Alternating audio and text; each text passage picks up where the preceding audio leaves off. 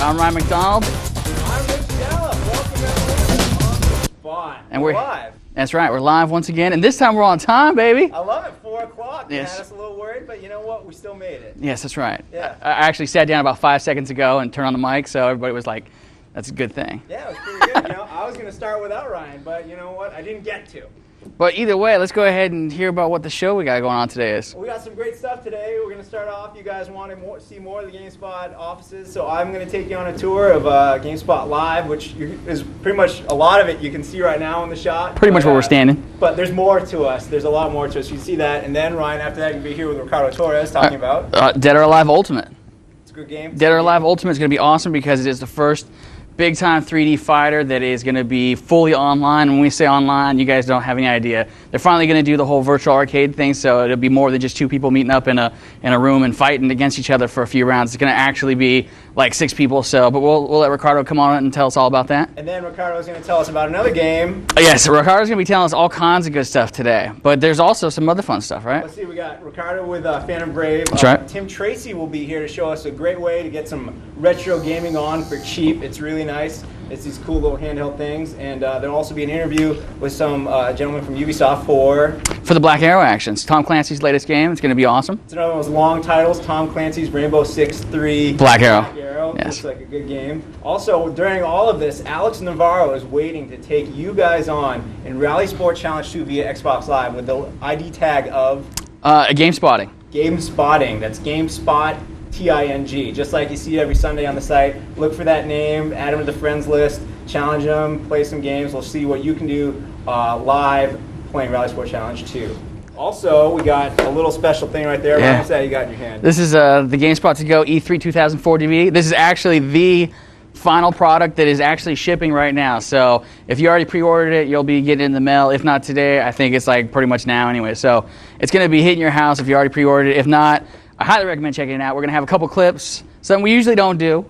And a little later, actually, we'll show you the secret way of how to find Disc 1. Yes. 4 discs. Disc 1's kind of hidden. We're going to show you how to find it. And of course, all along the way, we're going to be taking your questions. So go ahead, if you're a GameSpot Complete member, fill out the form right there. We're actually going to avoid the telephone action this week. That's a good call. Yes. That's a great call. Actually, Ricardo will be taking questions early on, and then later on, Greg will be here. That's right. So if you have any questions on any of the games we're showing today or any general questions, please go ahead and send them. And we're always taking feedback. Thank you so much for sending the feedback we got last week. On the spot at GameSpot.com is where you want to send that. And yeah, so let's get the show started. Yeah, let's do it. All right, a little tour right here for you.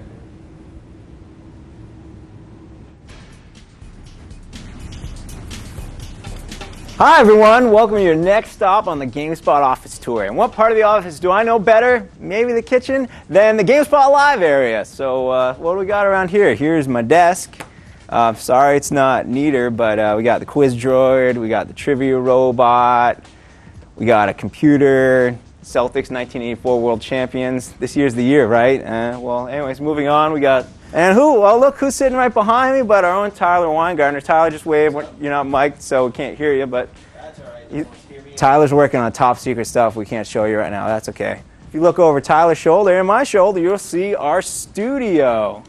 This is the sit-down set. Sometimes we call it the main set. Sometimes we call it like the main set, the sit-down set. Over here, past our nice TV, you find the standing set. Zombie J holding it down. That TV, you may remember, was from our old stuff we used to shoot, but now we got much more professional stuff looking really nice right here.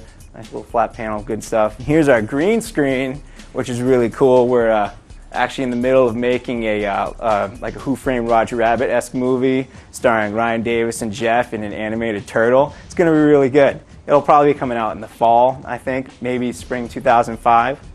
Can't come see GameSpot Live without seeing Craig and Jim. Hey, Craig and Jim, how you guys doing? Hey, Rich, how you doing? All right, working hard. We got Craig right here. Craig gets the big, huge desk because PC demos happen here a lot. And now Jim, because he's the newest guy, we put him as far away from us as possible. Right, Jim? That's right. Just give me a big thumbs up. I don't think we're going to see you. Great. Thanks, Jim. Keep up the good work. And here we got Tim's office. Very nice. Good posters in here. Tim is the neatest member of GameSpot Live. No question. He's also a huge Giants fan, which is why you see his best friend Barry Bonds right there, and everyone else's best friend Eric Gagne. Tim actually called Eric Gagne the best closer in baseball the other day. No, we didn't. Moving on. We have Ryan D. MacDonald's office. Hi, Ryan. Hey, what's up, buddy? No, I don't think anyone's going to be able to hear it because we don't have your mic too much, but you see Ryan here. Ryan's a big boxing fan, so he's got the Ali poster. Ryan, kind of a sharp contrast to Tim's office. I'm not going to say anything more than that, but Ryan's got his chairman award right there. Really cool chair, collector's item, one of a kind, American flag. Great office. Thanks, Ryan. We'll see you soon. Coming down here, we got our last office on the tour, Dave Toole. Dave, you want mind if we step in for a second? Here's Dave's office. Dave's office is the warmest office in all of GameSpot because he has about 17 different computers in here, all cranking at like 3 million RPMs, doing all the mad scientist stuff he does. What do you got there, Dave? That is our new E3 DVD, which we got in the office yesterday finally, and should be shipping to people, I believe, tomorrow. The new E3 DVD, looking pretty cool. I think we're going to learn a little more about that later in the show. Thanks, Dave. No problem. We'll see you around. Mad scientist, Dave Toole, everyone. And here we are back where I sit. You can see these are our signs we use. They're kind of interesting. People like them for when we're filming stuff. We need people to be quiet. We got Samus. Sometimes they fight. Yeah, it's a tough battle. Mike Vick, Stefan Marbury, my good friends. And we're back here at my desk. So Camaro parking only. Sorry, guys. We got to finish getting the rest of the show ready. But come back next week for more tours of the GameSpot office. Thanks a lot. And we're back. So thank you, Rich, once again for giving us a little office tour. Hope you guys enjoyed that. That was the GameSpot Live area, of course, which is cool, huh? It is. Joining me now, of course, is our good friend Ricardo Torres. Howdy. Ricardo, you are here to talk to us today about some action, some specific fighting game action. Is that correct? That is correct, sir. So this particular fighting game, as we alluded to at the beginning of the show, is Dead or Alive. And it used to be called Online, right? Mm-hmm. Now they changed the name to Dead or Alive Ultimate. Yep. But either way, that game's all about one thing and one thing only, right? It's pretty much about online? Yes. Excellent. Why don't you go ahead and tell us the kind of brief overview of what we're talking about here. So it's basically, it started out as like a compilation of the first two games in the series. Mm-hmm. Original game was, like, little known fact, in arcades on Sega's Model 2 arcade hardware, which is sort of where Virtua Fighter 2 was made. And Dead or Alive was kind of made by Tecmo. Came out of the blue. People didn't really expect to find a game out of them. Did really well, and the sequel did even better, obviously. And so, since a lot of people maybe weren't familiar with first two games in the series, Tecmo's put out this compilation, but they wanted to do more than just, just another compilation of games people have already played. So they made the whole thing online. So you can actually play DOA 1 and DOA 2 online. That's awesome. Now, actually, you can play DOA 1 online? Yeah. That's awesome. We got a few questions about it. Before we get to those, though, yep. Can you tell me a little bit more, tell the folks at home a little bit more about the actual online action? You can do up to 6 people in one game, is that right? Yeah, it's they've got this really kind of cool thing that, Team Ninja's whole thing was they kind of missed the fact that you really can't go into an arcade these days and kind of have the same experience that we did back in the day when it was all about lining up, putting your quarters on the machine and trying to intimidate somebody off. You get something close to that with Xbox Live, but it's still not quite there because it's usually just you and one other person. But they're working it so where you're still going to be able to fight like another person, but you're going to be able to have up to 6 other spectators kind of log into the game too and watch, which is pretty dope. And the cool thing is you can actually chat with everybody while you're actually watching, right? So people can be, either cheering you on or, maybe saying pretty bad things. And you can actually even move the camera around and all kinds of fun stuff. Yeah, you can sort of shift the camera angles just because they want to make sure people at home don't get bored, right? Just watch other people fight. So you can, zoom the camera in and out, adjust the angles and whatnot. Just, keep busy. All kinds of stuff. Now, before we go crazy over into detail, you got something fun that's going to be coming out pretty soon here that's going to be showing more and more of the game, right? Yeah. So when's that going to be happening? It's going to be happening tomorrow. Tomorrow? Yes. So tomorrow's going to be where people can come back to the site, read all up on Dead or Alive Ultimate? Yeah. Fantastic. Now, there's actually some, at the end of this is actually the trailer that they released at E3. We've been, we're trying to get some extra footage for you guys. The one thing they did give us, and you'll get a little sneak peek today, is the new screenshots that'll be going up with your story tomorrow. Yep. So the stuff that you're going to see right here, there's some new screens that are rolling through. But while we're actually taking a look at that, I'm going to throw some questions your way. Cause go for it. While we're sitting here, I did see some questions come in from some people This one comes in from Mitchell Lubin from San Diego. Mitchell asks, how many characters will be in Dead or Alive Ultimate? How many polygons does each character have? And what graphic engine is being used? All right. Let's see. First one, the cast of characters for both games are the same as they were in the original game. So it's, I think it was like 8 or something. No. So basically, go back to the first two. No. So the core cast of available characters are the same as they were in the original games. So whatever was in DOA 1 and DOA 2, you're going to have in Ultimate. Excellent. And then, what was the other one? He asked how many polygons, but... Polygon counts vary, obviously, because of the characters. But yeah. Graphics engine? Graphics engine, this game's actually using kind of the next generation of, well, here's the thing. Dead or Alive 1 is pretty much a port of the Saturn version, so it looks like a really nice Saturn game. Dead or Alive 2 is a little different because they didn't just kind of port the engine over for that. They created a new one. So what you're using for Dead or Alive 2 is kind of the next generation of the Dead or Alive Extreme Beach Volleyball engine. This one comes from Craig from Tucson, Arizona. He wants to ask, are there going to be any tournaments for Dead or Alive Ultimate? They're looking at doing a lot of stuff. I mean, they haven't really announced their plans officially yet, but I mean, since their whole thing is about competition and about letting people come together and play against each other, I think it's pretty safe. I mean, you look at what they're doing with Master Ninja Tournament. Right. Like Tecmo seems to really be into the whole online tournament thing. Yeah, I wouldn't be surprised to see that. This comes from Miller Guy. He is in Los Angeles, California, and asks, this is actually a good question. Will the experience in Dead or Alive Ultimate offline be good as it is online? It's, well, I mean, DOA for DOA, the original DOA, like the Saturn version, that's going to be pretty much exactly what you got on the Saturn, which is kind of new for people because the Saturn version never came out here. DOA 2 is a little different. I mean, the core game is going to be the same, but there are certain things that you're going to be doing in DOA 2 offline that will affect what's going on in DOA online. So, I think we got a question for. I think we got time for one more question. Yep. This is from Dan Davis in Dallas. Dan asked, "Will Ryu look as good as he did in Ninja Gaiden if you've seen his model?" We did, didn't we? Yeah, I think so. Yeah, we did. They're kind of keeping him more in line with the rest of the cast in that kind of look and graphics engine. So he doesn't look quite as flashy, but still looks good. Excellent. We're going to actually move on now and go ahead and skip on because we can sit here and talk all day about Dead or Alive Ultimate. But tomorrow, come back to the site around 3:30 p.m., right? 3:30 p.m., we're going to post a preview with Ricardo's all kinds of good information, so be sure to check back for that. Right now, we're going to check in with our good friend Rich Gallup and Alex, who, of course, are over playing Rally Sport Challenge 2. You over there, Rich? Oh, I'm over here, Ryan. I'm sitting with Alex, and I'm going to be honest with you, Alex is a little struggling a little bit here, Alex.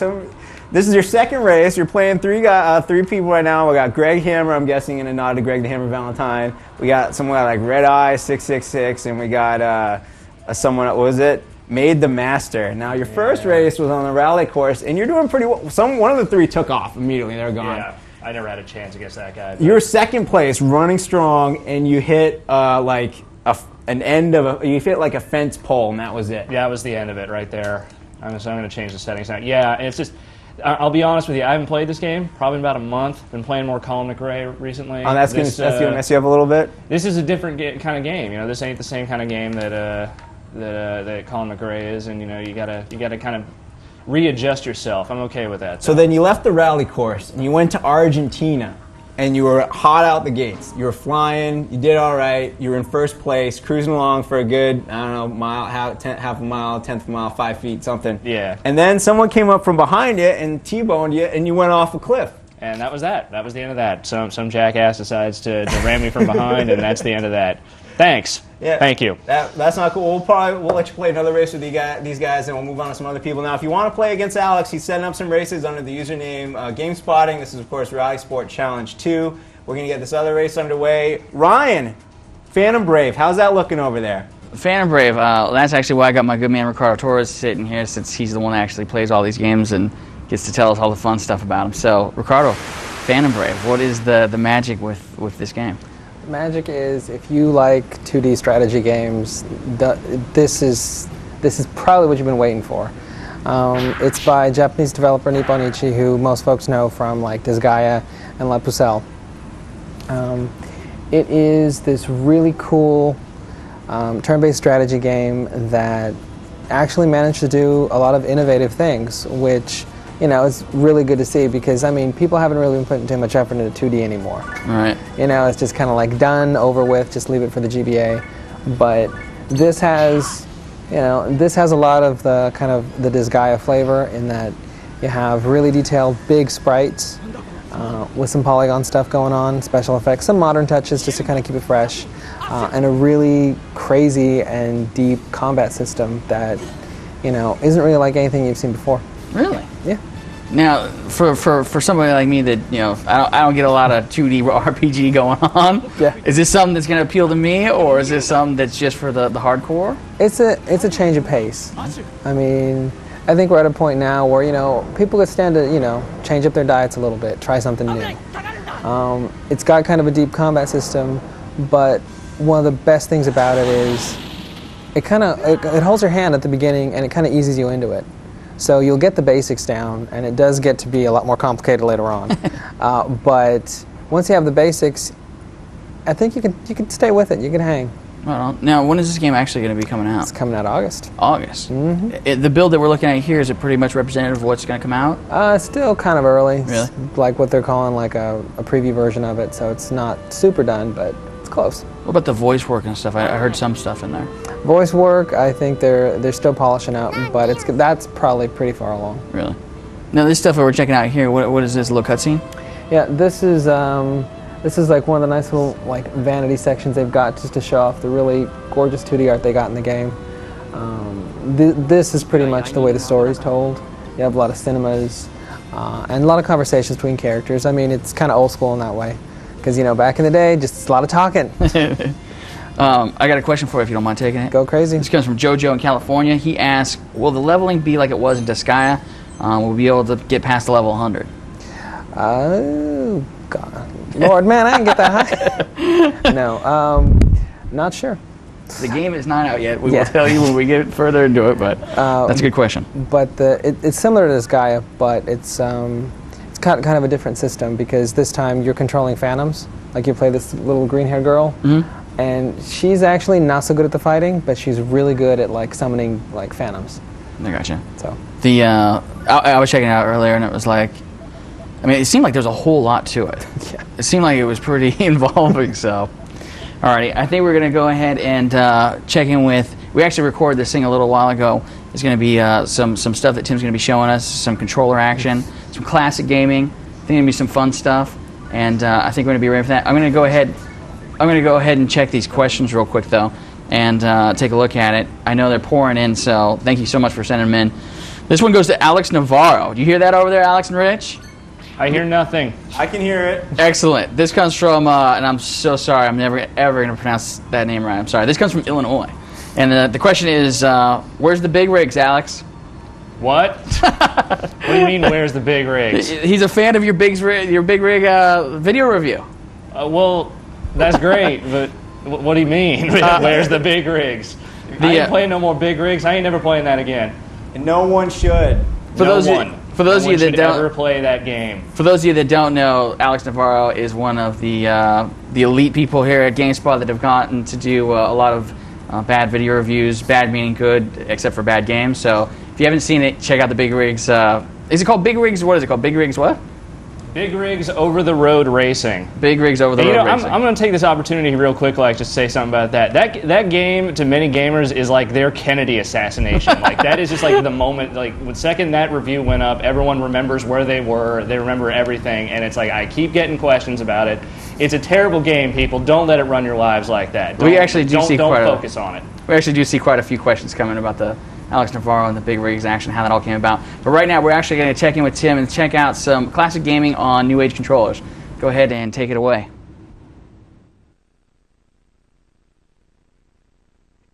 I'm here with Tim. Tim, what are you doing right now? Right now I'm playing some Miss Pac-Man. How are you playing Miss Pac-Man? This is a TV. This is an arcade. Super easy. It's this little box here from our friends at Jack's Pacific. Uh-huh. Probably seen something similar to it. They sell them at Walmart. It's like Target. $20 or so, probably. $20. This thing has 5 different games on it. You got Miss Pac-Man, Pole Position, Galaga, Xevious, and Mappy. So these are all Namco games in this little bit right here? Yeah, they're old school classic Namco games. And that's totally Miss Pac-Man right there. Totally Miss Pac-Man.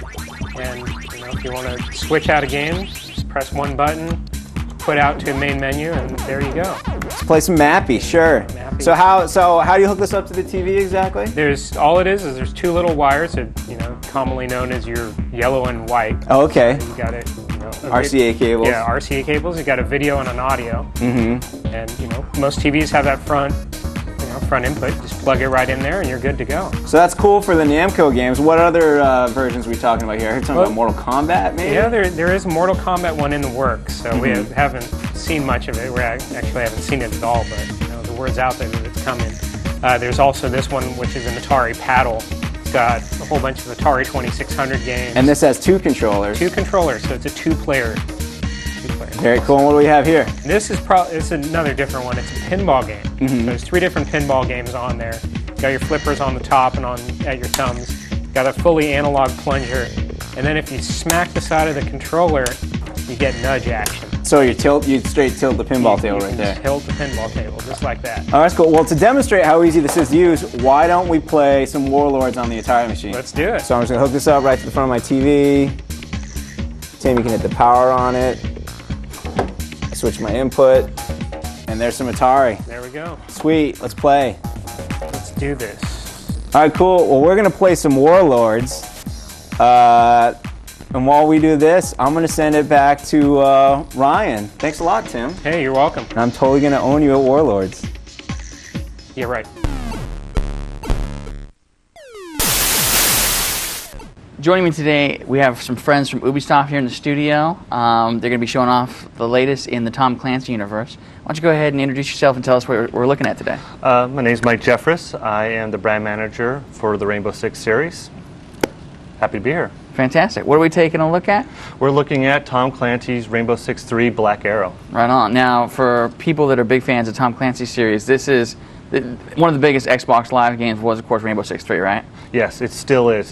There's over 350,000 people playing this game on Xbox Live, so it's a huge hit. Microsoft is a huge supporter of this, and we're actually implementing some of their new features for Xbox Live in this game. Now, this particular, the Black Arrow action, we're going to see this in, when's it coming out? It's coming out August. August. So we're pretty much almost there. Almost. Now, what can fans of the series expect to see in this one? There's going to be a lot of new stuff. There's going to be a lot of stuff for the single-player component as well as the multiplayer side as well. There's been improvements to the AI on the single-player as well as some new lighting effects, some changes to the gameplay, a little bit more action-packed, a lot more firefights, which is really, really cool. And you'll actually see that when you take a look at the game. Right on. Any different modes? I know one of my... There's been 3 new modes added to the game. So one's been included on the single-player side, which is called Lone Rush, and on the multiplayer side, 2 on the multiplayer side. One's called Retrieval, the other one's called Total Conquest. Excellent. Now, can you go into detail a little bit? Yeah, the Lone Rush one on the single player is you by yourself going through these levels, through these missions by yourself, where you have a timer. And you have to get through the level within a certain amount of time, which is a lot different than the normal gameplay that people actually are used to, because you have to run through it. It's not sort of the stealth game where you have to creep and make sure everything's clear in a room before you actually go into it. So you sort of have to go into it, guns blazing and firing, and get through the level as quickly as you can. Right on. What about the multiplayer? On the multiplayer ones, those are what everybody's really going to gravitate to since this game is so huge on Xbox Live. Retrieval is where you actually have a canister that you have to pick up and bring it to the other person's base. So as you get closer and you're firing, you're killing people more and more, and people are coming out and coming after you. You don't have a weapon when you're carrying the canister, so you're going to have your teammates with you in order to defend, unless you want to drop it, then start firing. So that's going to be a really action-packed adrenaline rush. The other one is called Total Conquest, where you have these radar dishes placed in certain areas of the map where you have to go over there and take control of them. And you'll actually see this represented by a green light or a red light on the actual radar dishes, and you belong to a red or green team. So if you're the red team, you see a green one, you want to go over there, but you got to be careful when you go over there, because there's usually somebody sniping. As soon as you reach out there, you're going to be whacked. So it's better to have some cover when you're up there and changing it to your team's control. So it's a lot of fun. People are going to really get into it. That's awesome. How many new multiplayer levels? You know, there's going to be 14 new multiplayer maps. The single player is going to have 10 missions, so it's a pretty big campaign that you're actually going to run through. It's all based on a conflict that's happening in the sort of Middle East, sort of in the Black Sea region, and that's where we came up with the name Black Arrow. Arrow is sort of a code term in the military for missile. So we sort of combine those together, and it's really fun. So if anybody asking where do these names come from, there you go. That's what it is. Right on. Well, thank you so much for coming by and showing us this game. No problem. I guess the people on the site can expect to see more in the coming week. Developer interview plus more exclusive coverage. So.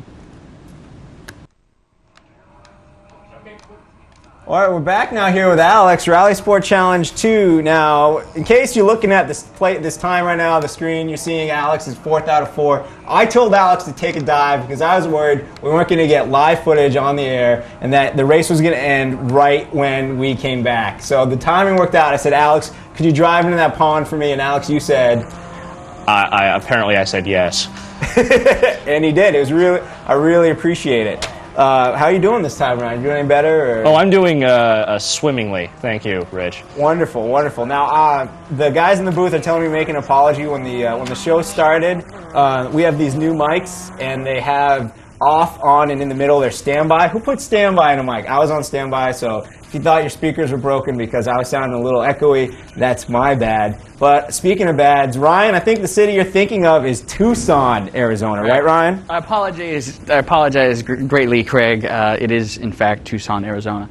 So my apologies there. Also, last week I did forget one other thing. It was like I got some emails about it too. It was like apparently I just forgot about Cameo last week. Sorry about that. We do have some cool stuff up on the site, and there's a few questions that we're getting in right now about our good friend Phantom Brave, and for all that stuff, it's actually we just put up the preview right now, correct? I believe so. So yeah, so if you check the site, the regular game site, there's a ton of new info, and you'll even find a video preview and everything there. So go ahead and check out the site for more Phantom Brave questions. But joining me now, of course, is our good friend Greg Cassavin. How you doing? Pretty good. How are you? I'm doing pretty good. We got a bunch of questions. I know I was letting you look at some of them. So some of the questions, and I'm gonna go a little light at first. Sure. This is a good question. I do like this actually. This comes from Uchendo Nowakachu. Sorry, I hope I pronounced that right. He comes from Havana, Cuba. His question is, after reading Greg Casavin's GameSpot article last week, Vin Diesel becoming the first video game star, I was wondering which real-life actor do you think could become the next great video game star? And this question's for everyone. That's a really tough question. I can't really think of anyone off the top of my head because, as I guess I often point out, I do spend a lot more time playing games than going to the movies. Really, I don't know. I don't follow. You know, I don't read 17 or anything like that. But I sort of figure it's going to be someone in Vin kind Diesel of makes sense, right? Yeah, Vin Diesel. I mean, apparently he's a big gamer. He owns a video game company. Yeah, he founded the company and everything, and he did work on the Chronicles of Riddick. He's credited as having contributed to the game's dialogue and actually to the game's design. Wow. So who knows how much influence he had over that game's eventual success? But it's hard to say. I do think some other a smart person out there is going to realize that if they're having a lot of success doing action movies or something, maybe they could lend their same talents to making cool games. Like I could see someone like The Rock being pretty popular among gamers, not just from the wrestling angle, but just as sort of an action hero. Just a cool guy. Yeah. wouldn't mind And seeing of my course, games. Microsoft has touted them around Right. at a few events, so it wouldn't be too great of a surprise. Here's another question. This comes from David, who's coming out of Georgia. His question is, has GS managed to extract any info, and I've actually seen this question come up a few times, has GS managed to extract any info from Activision/id over Doom 3's release date? Yeah, I mean, you could see kind of the sordid history of Doom 3's release date just by going to our game space and looking in the news section. There have been a number of kind of boy cried wolf type incidents where the release date seemed to come up and then it changed. So id Software all along has been saying when it's done, and actually when it's done is the first sentence of my upcoming GameSpot article this weekend, which is all about release dates. But apparently Doom 3 is coming out pretty soon. It sounds like it's going to come out sometime this summer. Nothing is confirmed, though, so we'll just have to see. I personally think it's kind of the race is on between that game and Half-Life 2, which sound like they're going to come out at a similar time, hopefully. Any speculation on what, like, exactly? Do you think September? It's sounding, I mean, I think the present indications are that both games are supposed to go gold or something in August, so... I would figure about that time. Let's cross our fingers, I guess. Yeah, totally. Here's another question that comes up. It's about our coin-op arcade. They want to know who is the best at Ultimate Mortal Kombat 3 currently. There's an easy answer to that question, and the answer is Jeff Gerstmann. But that's because he's been practicing, man. I haven't played Ultimate Mortal Kombat 3 since like, man, that game is almost 10 years old. So I was pretty embarrassed at how I'd completely forgotten all of my, like, everything about that game. But the Mortal Kombat games are so much about, like, memorizing really specific moves. It's not just, strategies of, like, dragon punches and uppercuts and stuff. It's knowing, weird little button combos. So it's all coming back to me, and I'm surprised at how well that game holds up, actually. It's still really fun. It is. I can't believe how much fun I have with that game. But the other thing I can't believe how much fun I've been having lately, and I think you would agree with me, is our GameSpot to Go E3 2004 thing. Yes. We're almost out of time, but before we go, we did pull up a couple excerpts of the documentary that's on it. There's an hour-long documentary that is awesome. I mean, if you guys, it's cool because it's not just about us, it's about E3. It's about everything, basically, that is in and around E3. It's really, really cool. So the parties, all that different stuff is all in there. Actually, here's the little clip right now. I'm actually just let it roll because this is just a little trailer we kind of cut real quick. It actually includes a majority of the beginning of the show, so I'll just be quiet and let the music play.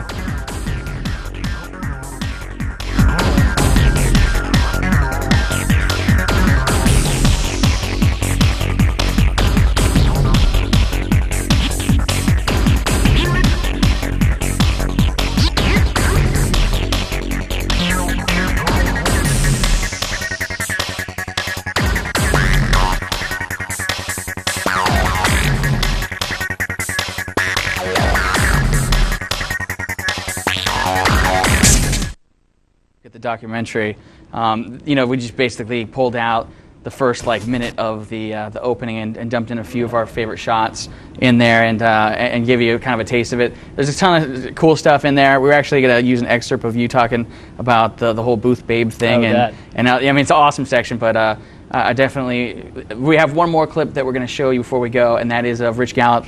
He edited together a beautiful, I think you'd agree, it's one of the most beautiful awards E3 thing ever. So here's a look at it. It's our Best of E3 awards on the DVD. All right, so yeah, here's my interpretation of Jungle Beat.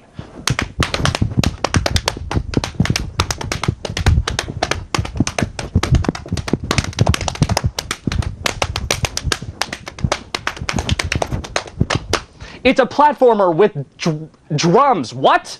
It's not a controller. You're not like analog control. You're sitting there smacking this one to run to the right. So weird. You're smacking this one to run to the left. It's the kind of weird that Nintendo really needs to get back into in a serious way. And you're just going, ah! That game's going to be awesome.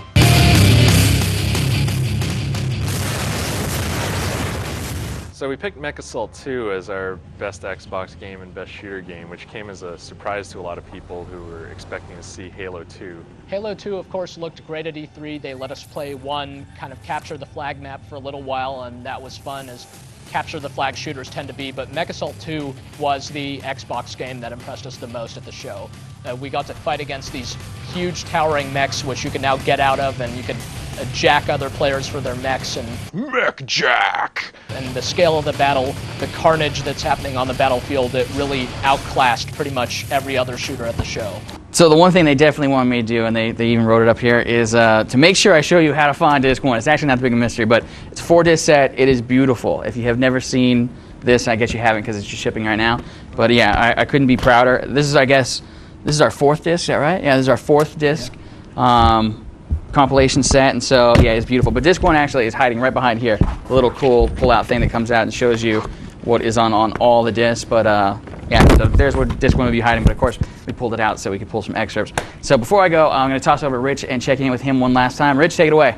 Hey, how's it going? Actually, we have a kind of pool going around the office right now as to what day is the first day we're going to get a post saying, where's disc 1? So I'm not going to try swaying it at all, but Saturday is looking pretty good if you need some tech support on the E3 DVD finding disc 1. Alex? We don't answer no tech support on Sunday, Rich. You lose already. All right, my bad. So, all right, here we go. We're on our last race. The 3 guys, Red Eye, 666, Greg Hammer, and the Master Man, or whatever his name is. Yeah, I don't know. We're going to hook them up with some, made the Master. We're going to hook them up with some loot. So apparently they've been playing with unlocked cars the whole time. Yeah, that's the thing, is that this Xbox ain't got no unlocked cars on it, and I'm sitting here using the crappy-ass stock cars. Of course, whether or not you have an unlocked car, that was still a hill you just drove off of into icy water. Hey, with an unlocked car, I totally could have stopped that. You totally, I totally would have stopped that from happening. Like, the cars fly. Yeah. Unlocked cars, they just pop out the wings. You'd be great. Yeah, for sure, man. All right, well, thanks to these 3 guys for playing. So next week we'll have another editor playing another game. Stay tuned. You guys can go head-to-head with them or womp them like they did Alex. But thanks, Alex. Thanks to these guys. And Brian, back over to you. Thanks, Rich. Looks like a lot of fun. I can't wait to get over there. And I'm sorry, at some point in On the Spot's future, I have to be able to play against people on Fight Night 2000. Or Fight Night 2004, rather. It's like I got to get on that action. But we're out of time, and I can see Ricardo over there. He needs me to go help him out with some business. We didn't get the okay by any chance okay. Well, hopefully next week will be a very extra special episode of On the Spot, so be sure not to miss that. That, of course, comes on next Thursday, same time, same place, 4 o'clock here, GameSpot.com. For the whole studio crew, thank you so much. For Gabe Cassavin, thanks again for joining us. Thanks. And one last thing before we go is Jeff Gershman taking you home with Karaoke Revolution 2. Take it away, Jeff. Yeah, shouts out to all my party people keeping it tight-hearted. Yeah, Bobby Brown style. One love. I gotta go. Touching you. Touching me, touching you, God, you're touching me. Ah!